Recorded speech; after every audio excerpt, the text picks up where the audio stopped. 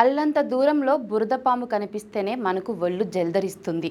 అలాంటిది సుమారు 12 అడుగుల గిరినాగు మంచంపైకి వచ్చి కాళ్ళ మీద నుంచి పాకుతుంటే మనిషి అనేవాడు ఎవడన్నా ప్రశాంతంగా పడుకుని నవ్వుతూ దాన్ని వీడియో తీస్తాడా? ఓ వ్యక్తి అదే చేశాడు. పడగ విప్పి చూస్తున్న దానితో సెల్ఫీ కూడా దిగాడు. నీది గుండెనా లేక గుండ్రాయా? ఆ ధైర్యం ఏంటి బ్రో అంటూ నెటిజన్లు విమర్శలు వ్యక్తం చేస్తున్నారు.